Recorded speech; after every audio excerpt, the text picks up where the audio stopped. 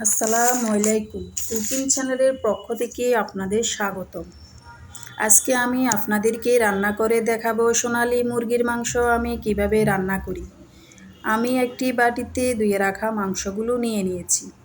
এখন আমি মাংসগুলোতে অ্যাড করব 1 চামচ হলুদের গুঁড়া,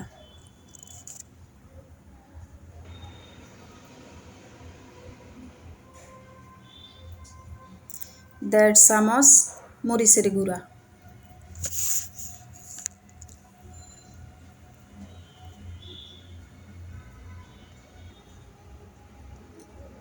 1 চামচ ধনিয়া গুঁড়া,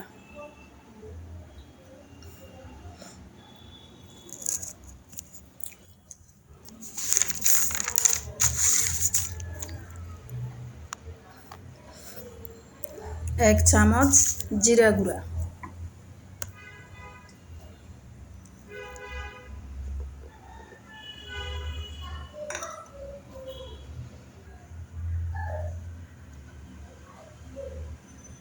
দিয়ে দেব স্বাদ মতো লবণ, তারপর দিয়ে দেব 1 চামচ আদা বাটা, 1 চামচ রসুন বাটা, 1 চামচ পেঁয়াজ বাটা। আমি সবগুলো একসাথে পেস্ট করে নিয়েছি।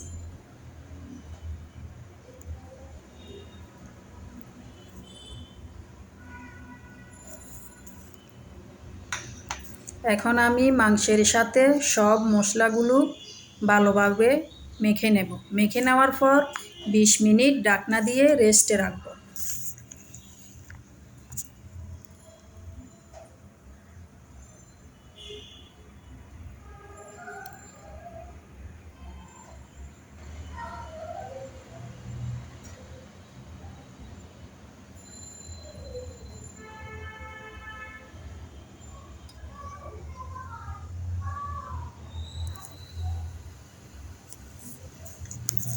আমি চুলাতে একটি কড়াই বসিয়ে দিয়েছি।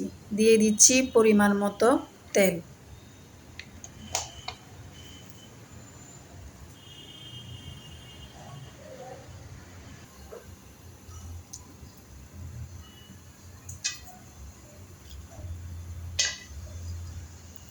এখন দিয়ে দিচ্ছি 3টা এলাচ, 3টা দারচিনি, 3টা লবঙ্গ, 3টা তেজপাতা।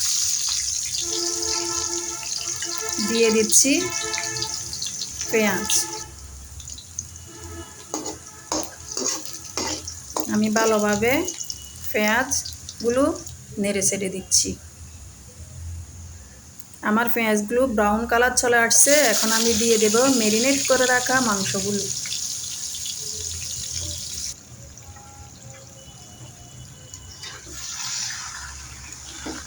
মাংসগুলো আমি ভালোভাবে নেড়ে দিচ্ছি। আপনারা আমার মতো এভাবে রান্না করার জন্য অনুরোধ করছি। এভাবে আপনারা একবার রান্না করে দেখেন, অনেক মজা হবে।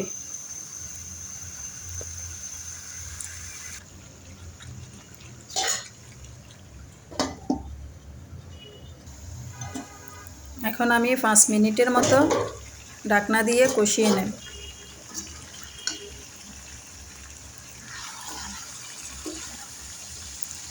কষিয়ে নেওয়ার পর আমি ভালোভাবে নেড়ে ছেড়ে দিচ্ছি।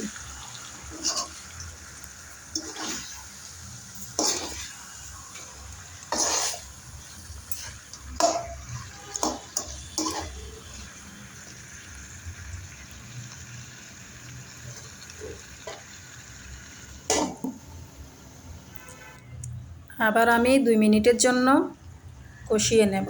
মাংস যত বেশি কষিয়ে নেবেন তত মাংসের স্বাদটুকু পাবেন। কষিয়ে নেওয়ার পর এখন আমি 1 চামচ দিয়ে দিচ্ছি গরম মশলা গুঁড়া।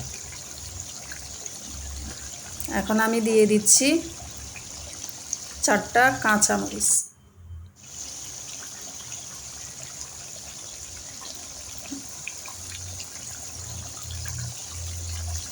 দিয়ে দিচ্ছি একটা টমেটো 4 পিস করে।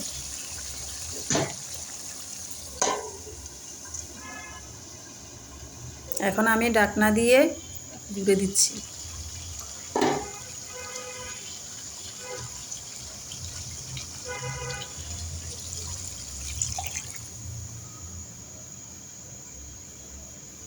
আমি আর একটু কষিয়ে নেওয়ার পর পরিমাণ মতো আমি পানি দিয়ে দিচ্ছি।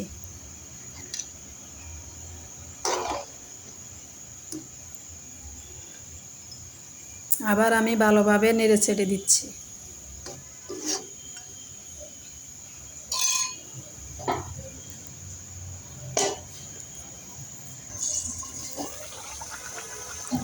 এখন আমি ঢাকনা দিয়ে ঢেকে দিচ্ছি।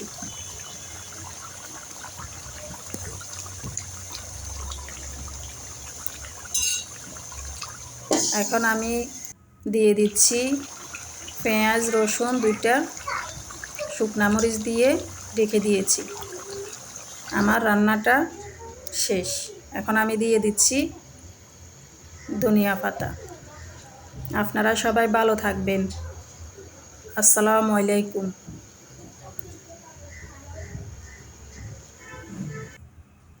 যারা আমার চ্যানেলটি সাবস্ক্রাইব করেন না তারা সাবস্ক্রাইব করে দেবে।